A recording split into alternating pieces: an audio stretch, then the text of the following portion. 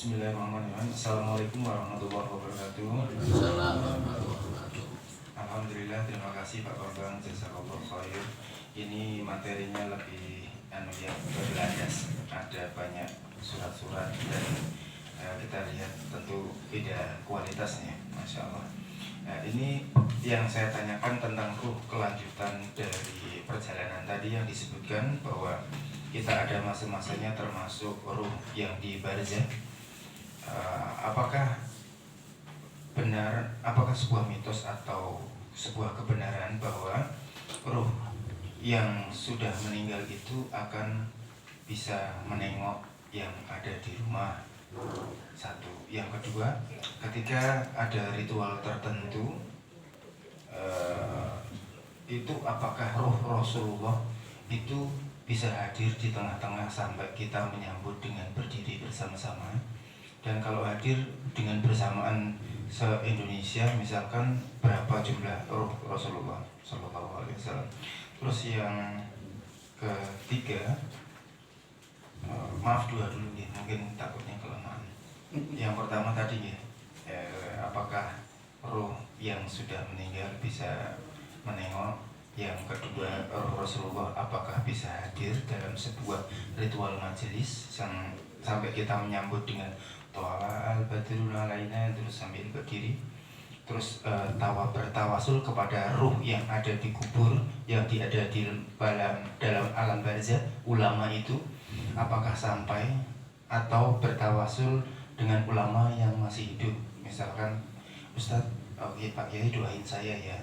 Apakah bisa kita lakukan dengan yang sudah meninggal? Wahai Syekh, doain saya ya supaya Allah mengampuni saya, atau bagaimana gitu, bertawasul dengan roh apakah bisa? Demikian. Assalamualaikum warahmatullahi wabarakatuh. Saya jawab ya, biar cepat ya. Jadi sebetulnya itu akan saya, ini kan namanya juga alam roh series itu bertahap ya. Minggu depan mau saya sampaikan pertanyaan Bu Nur yang minggu lalu ya, juga yang lain, apakah roh itu bisa kembali kepada keluarga ya, itu akan saya jawab minggu depan sebenarnya. Makalahnya sudah ada, waktu itu makalah tahun 2022 sudah ada. Cuma kalau saya bahas sekarang ya benar sedikit saya singgung saja ya. Saya singgung di sini bahwa atas iradat Allah ya, ruh itu bisa kembali di langit alam, langit dunia ya, melihat anak, melihat keluarganya ya. Jadi kalau anak-anaknya, keluarganya tidak bersedekah, tidak berzakat, tidak bermajlis, tidak sholat, dia nangis. Ruh itu menangis, ya, menyesali itu. Iradat Allah begitu ya. Dan itu adalah khusus orang-orang yang bertakwa, beriman. Ruhnya dilepas Allah ya. Tapi ruhnya orang-orang yang musyrik, orang yang kafir, munafik, dan orang bermasalah Allah dikerangkeng ya, dikerangkeng dan diazab ya. Azab dalam bahasa itu ada azabnya ya. Itu dia ya. Dan ruh itu berwarna hijau tua. Kalau kita teruskan dalam awaknya, hijau tua ruh itu warnanya, dan dia bisa terbang sana kemari di surganya Allah, warnanya hijau tua ya. Ada sarang-sarangnya yang untuk rumahnya ada itu, nanti saya sampaikan nanti di minggu depan lebih jelasnya ya, ayatnya dan hadisnya itu ya. Jadi bisa ya. Kenapa malam Jumat? Sebenarnya tidak hanya malam Jumat, tapi memang hadisnya malam Jumat. Kata Rasulullah, malam Jumat itu malam yang sangat istimewa ya. Malam yang sangat istimewa. Jumat adalah hari yang mulia ya. Jumat itu Sayyidul Ayyam ya, Sayyidul Ayyam Sayyidul Bukoro dalam masyarakat. Jumat adalah hari yang paling baik, kemudian Sayyidul Ayyam yang mulia dan sebagai penghulu hari ya. Sehingga itu dijadikan seolah hajinya orang-orang fakir miskin itu hari Jumat itu. Maka ditegaskan di situ, disyaratkan bahwa ruh itu yang beriman, bertakwa bisa kembali ke alam dunia itu, tapi nggak bisa bercakap, hanya bisa melaksanakan, bisa melihat keluarganya. Nah itu kan buruk itu.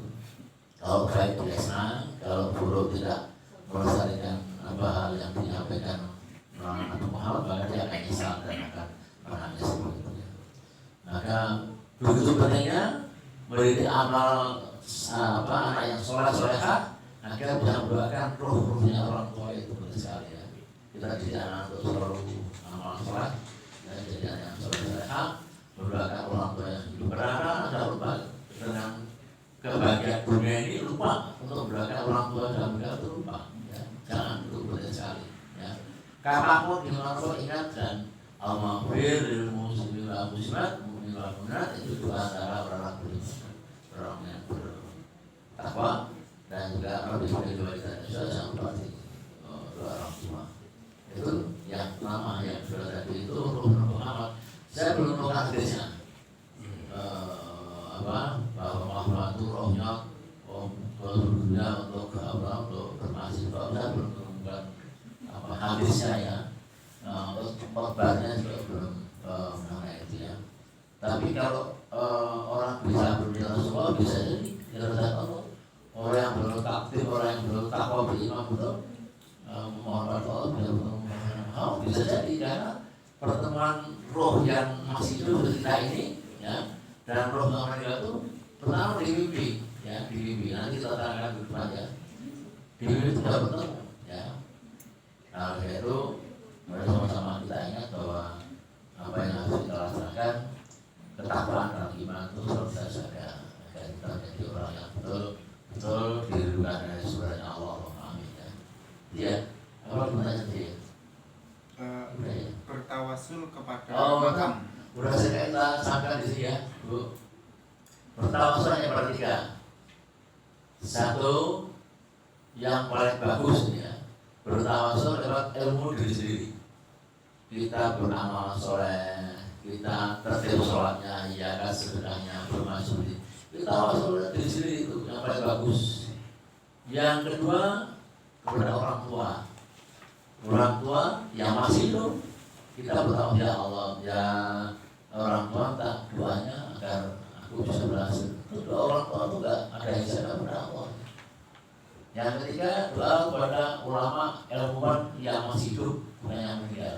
Jadi yang meninggal itu bisa tidak bisa minta tawasul. Ya. Misalnya banyak orang yang nangis-nangis di makam-makam untuk bertawasulnya Kanjeng Sultan. Saya mau punya hajat banyak nyono menikahkan putra saya macam-macam. Ini sudah haram, nggak boleh. Orang meninggal sebaik apapun kita doakan lapang kuburnya bercahaya, bersinar ya, dan diampuni dosa-dosanya. Jadi nggak ada tawasul pada orang meninggal. Sudah saya bilang di sini di sekolah juga pernah sampai itu ya. Tawasul hanya 3 perkara. Orang ya beramal yang kita bacanya, tidak binafsi apa yang dapat kita sampaikan. Nah soalnya aspora gimana mau bertawasul pada sini, nggak bisa. Ya. Orang alim pun nggak bisa doakan, orang yang doakan juga sholat orang itu kan. Ya bukan silakan yang lain. Ya saya benar. Jadi saya itu sok membayangkan Pak. Saya membayangkan orang kalau sudah meninggal di alam kubur kan istilahnya itu di alam barzah ya. Ya benar. Di alam barzah itu sekarang tuh lagi ngapain ya Pak? Menunggu kiamat nanti. Padahal tadi dijelaskan bahwa orang-orang yang soleh itu bisa melihat saudara-saudaranya di dunia. Kemudian apa? Seperti bapak ibu saya di alam barzah itu ya masih jawil-jawilan apa masih apa gitu. Ini yang perlu mendapatkan jawaban yang realistis gitu ya. Ya inilah kaitannya dengan alam barzah ini. Saya juga doanya semoga bapak ibu di sana rangkul-rangkulan almarhumnya bapak ibu. Tapi apa ya kan? Ini mohon penjelasan supaya kita itu lebih takwa. Terima kasih Pak. Ya ini sama dengan tadi Mas Arto. Itu yang materi itu sudah saya siapkan untuk minggu depannya. Kalau hari ini Sabtu seperti akan jadi maluba, jadi kan.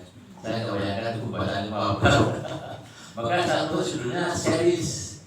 Series itu berarti maka ini bersambung ya, secara ilmiah bersambung. Nanti yang kedua minggu depan akan kita saksikan dengan dalilnya, ayatnya dan juga hadisnya bahwa orang-orang yang beriman bertakwa ya disampaikan di situ. Bismillahirrahmanirrahim.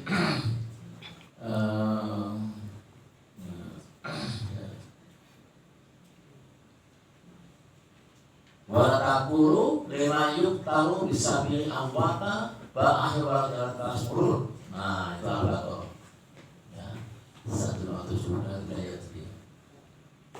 Jangan kau kira orang yang meninggal itu meninggal. Enggak, hidup kembali. Allah bilang kembali di sana, di alam yang lain, alam barzah. Itu apa kalau nanti dia ya. Walaku lima yuqtalu bisabili amwata ba'ahi wa tasmurun. Jangan meninggal mereka. Orang syuhikin, orang yang berbuat baik, orang syuhada, orang jihad, macam-macam. Ini hidup kembali dan bahagia itu mereka. Bahagia. Tapi belum di surga atau neraka Pak ya? Belum ya? Nanti terangkan. Roh-roh itu berterbangan ke surga. Warai surga, berterbang surga, punya sarang-sarang yang indah sekali. Ya. Kemudian ada bersama roh dengan Allah, tapi nanti berdepan ya. Ini hanya bisa dikasih ya, dikasih aja ya. Ya ada pembicaraan. Ya, bahkan Allah katakan engkau berdoa lagi hai roh di surga itu. Roh berkata, aku ingin jika kembali ke dunia untuk mempersatukan rohku dengan jasadku untuk berjuang kembali menjadi kedua kali. Itu ada perkataan itu. Allah berkata itu. Ingin kembali ke dunia bukan untuk apa-apa, tapi untuk berjuang jihad lagi. Tapi tidak mungkin ya. Nah dari itu maka kias dari para ulama jangan surga. Keluar surga untuk orang keluarganya diizinkan karena kodrat Allah. Ya, ada dasarnya itu nanti berdepan saya sampaikan. Ya. Jadi roh-roh orang iman itu saling menyambut Pak. Wah itu si orang sopan itu meninggal waktu dunia, waktu ngaji itu masih saling musalah lagi itu kita sambut itu, sambut terusnya sambut. Tapi orang orang kafir enggak, ya dia dikeraknya dibakar, kayak dibakar. Asal nunggu kiamat, dibakar sampai kiamat. Sehingga yang pada itu sampai kiamat yang terus, gitu ya. Nanti kita kita saksikan lagi biar lebih paham. Maka jangan sampai rugi kita isi hari dengan ketakwaan. Maka ibu silakan. Makasih Pak. Assalamualaikum warahmatullahi Assalamualaikum. Nantinya di akhirat itu ya orang yang baik masuk surga, orang yang tidak baik masuk neraka. Bagaimana Pak dengan orang gila?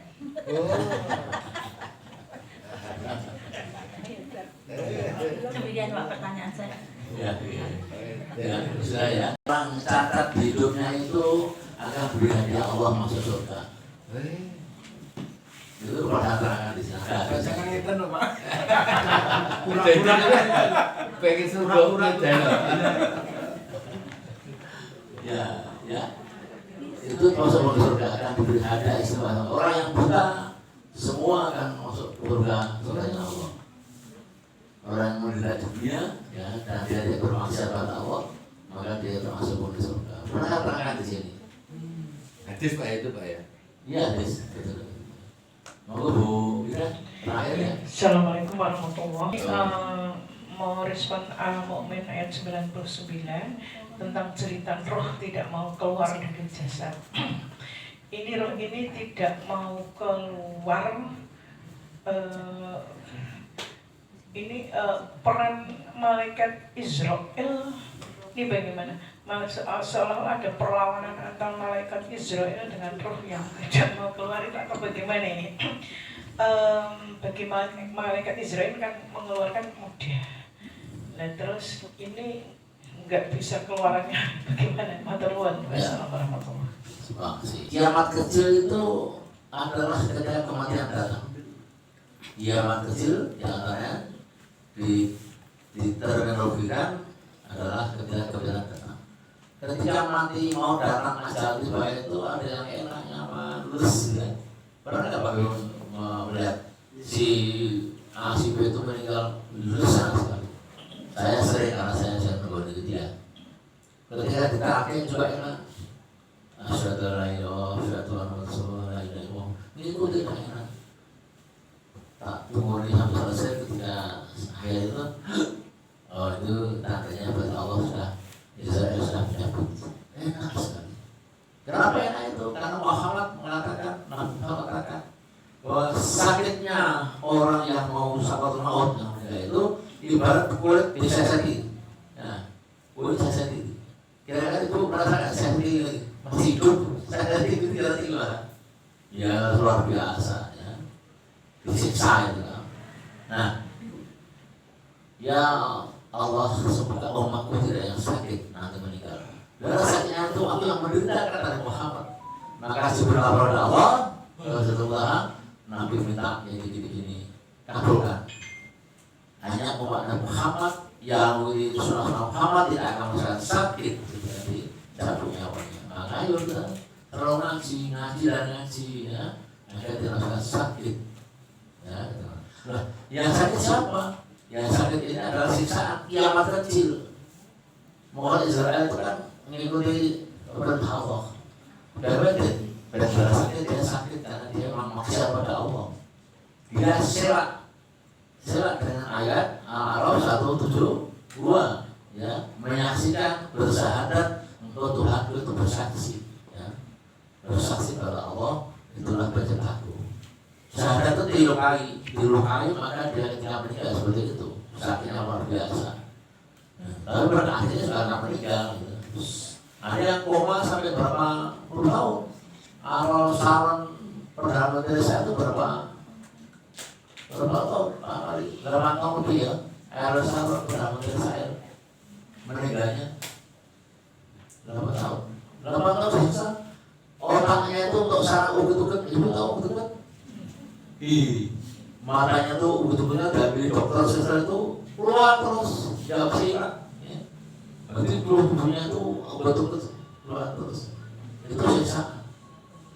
Gimana Israel di situ? Ya dia akan menunggu perintah Allah, cabut. Siksa. Ya, maka pada kita jangan bermasalah pada Allah, sholat yang taib bersamaan, ngaji, infak, sedekah. Agar apa? Agar kita tidak kena siksaan nanti asal tiba. Ya, karena itu ya. Udah benar dan saya. Ada lagi Bu?